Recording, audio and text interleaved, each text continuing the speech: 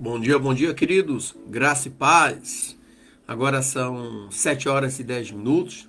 E você que nos acompanha através da nossa rádio Conexão Viva, agora você passa a nos acompanhar também nesses momentos de devocional, nesse momento de devocional através da nossa rede social, Facebook. Manda um abraço para os amigos ali do grupo de amigos lá de Camaragibe, da nossa adolescência, infância, adolescência, que o Senhor os abençoe grandemente. Ricardo, Marta, Marilúcia, Silvio, Jarrão, Lourenço, também ao Lindoval, a Lúcia, a Lani, irmã do Lindoval, Lani Farias, que o Senhor os abençoe grandemente. Esses amigos que nós, depois de muitos anos, somos amigos há mais de 40 anos, né?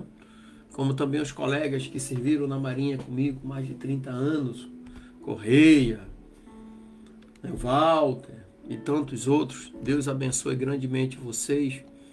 E nessa manhã eu quero trazer um texto muito especial ali de Filipenses 4:4, que foi um texto utilizado na ministração onde eu me converti lá nos anos 80.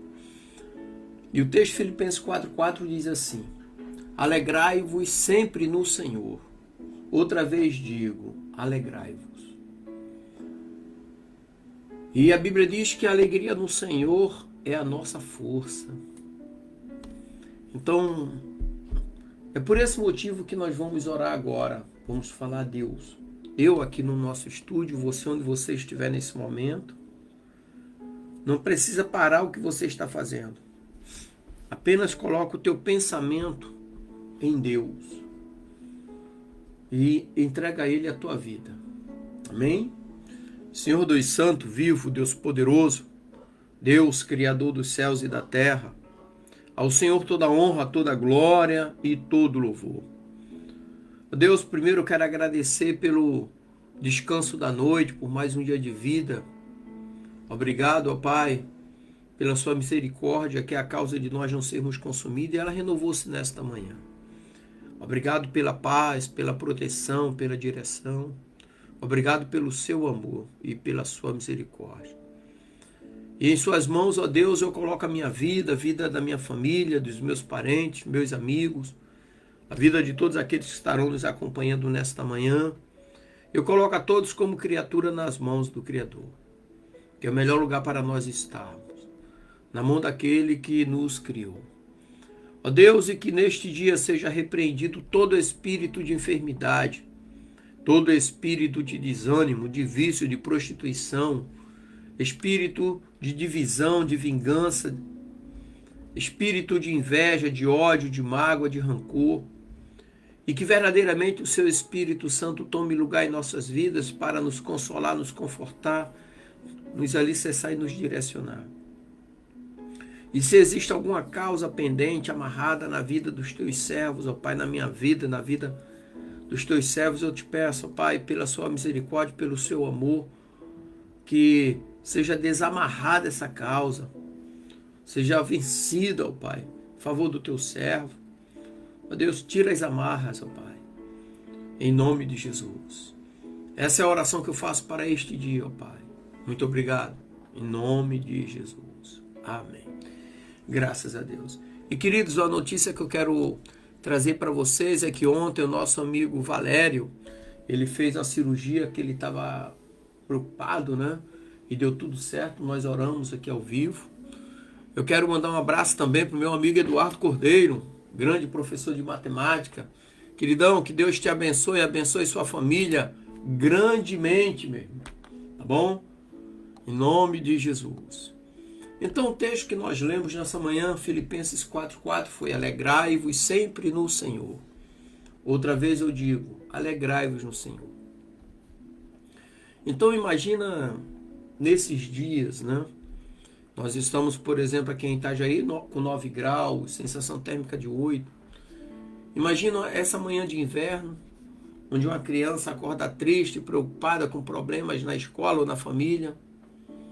Os olhos dessas crianças muitas das vezes lacrimejando. Mas De repente o sol começa a aparecer radiante, cores vibrantes que parecem sorrir para essa criança. Então, de repente, um sentimento de esperança invade o coração dessa criança. Eu quero dizer para você que assim é o convite divino. Mesmo em meio às tribulações, às lutas do dia a dia, podemos encontrar alegria e força no Senhor. Eu estava falando para esses dias para o colega, né? Eu falei, cara, imagina alguém reclamando porque não consegue ter um sapato novo. Agora imagina do outro lado alguém que teve que amputar um pé. Ele gostaria de ter aquele pé para colocar um sapato velho. E ele não tem. Então isso quer dizer que nós devemos nos alegrar sempre no Senhor por aquilo que nós temos. O contexto histórico aqui do livro de Filipenses, onde encontramos o apelo de Paulo aos filipenses para que eles se alegrem sempre no Senhor. Essa carta de Filipenses foi escrita por Paulo, enquanto ele estava preso em uma prisão romana por causa do Evangelho. Paulo tinha motivo de tristeza, mas ele estava alegre no Senhor. Ele sabia o Deus a quem ele servia e ele sabia para onde ele ia. Então, apesar da situação difícil e adversa, Paulo ele exorta os cristãos a se manterem numa atitude de alegria. E na cultura do primeiro século, a ideia de alegria cristã era radical. Por quê? Porque os romanos associavam a felicidade ao bem-estar material ou ao estado social. Agora, para os cristãos, no entanto, a alegria transcendia as circunstâncias, sendo uma expressão de esperança na salvação e na presença de Deus. E é assim que Paulo escreve para uma comunidade que enfrentava muita perseguição. O primeiro século foi um momento de martírio para os cristãos. E ali Paulo reforçava que a alegria no Senhor é a nossa força. É um texto que retrata também ali Neemias, capítulo 8, versículo 10. Então, muitas das vezes, as circunstâncias, as lutas surgem e às vezes não identificamos. Eu gosto sempre de comentar aqui, né? Quando eu estava no leito do hospital, no setor de oncologia, antes de começar a quimioterapia, e o médico passava lá todas as manhãs. E ele perguntava, como é que o senhor está, seu Dimas? E eu dizia, melhor do que ontem. Por que eu dizia melhor do que ontem? Porque a misericórdia do Senhor, ela renova-se a cada manhã. Quando ele passava, a misericórdia do Senhor tinha renovado sobre a minha vida. Eu estava vivo. Então eu estava melhor do que ontem. Sabe? Então aqui nós temos uma discussão teológica nesse texto. A alegria no Senhor é uma expressão de nossa confiança plena em Deus, independentemente das circunstâncias. Então, teologicamente, ela é uma manifestação da nossa fé na soberania de Deus. E é a soberania de Deus que controla tudo para o bem daqueles que o amam. Romanos 8, 28, que nos diz que tudo contribui para o bem daqueles que amam a Deus segundo o propósito do seu chamado. Então a alegria não é uma emoção passageira, mas é um fruto do Espírito, que está descrito ali em Gálatas 5, 22. É uma consequência de nossa união com Cristo, que nos garante esperança eterna. Além disso, a alegria é uma expressão de gratidão e reconhecimento de que Deus é nossa maior bênção. Deus é nossa fonte de vida e paz. Portanto, queridos, devemos nos alegrar no Senhor. E se alegrar no Senhor é um mandato, é uma postura espiritual que reflete nossa confiança na fidelidade de Deus. Sabe? Essa palavra chairet, do grego alegrai-vos, significa regozijar-se, exultar. Então isso implica numa alegria profunda e contínua, que não se baseia em circunstâncias, mas se baseia na presença de Deus. O Salmo 16:11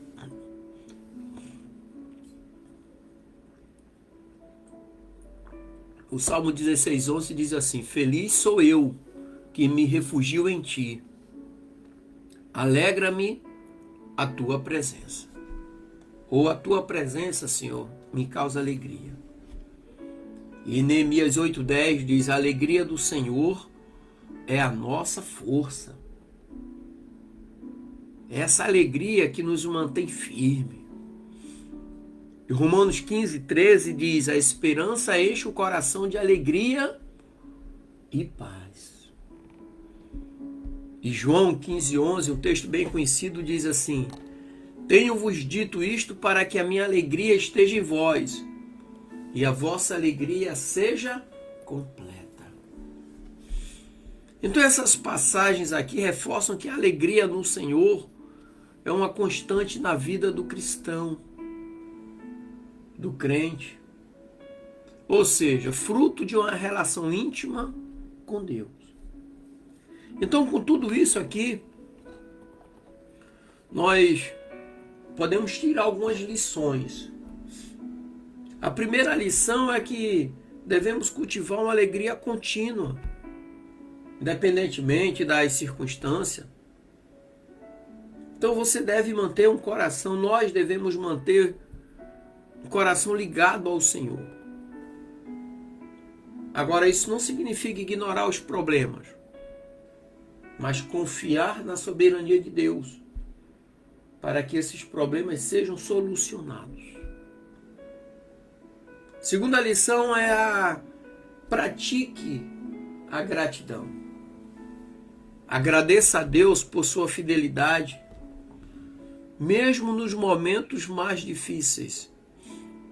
Às vezes a pessoa confia só nela mesma e dá com os burros na água. E tem problemas sérios. Compartilhe alegria é a terceira lição. Seja um agente de esperança e alegria na sua família, na sua comunidade e na igreja da qual você faz parte. A quarta lição é busque a presença de Deus diariamente, é o que nós fazemos aqui. Porque a alegria vem do relacionamento íntimo com Cristo. É uma alegria que o mundo não conhece.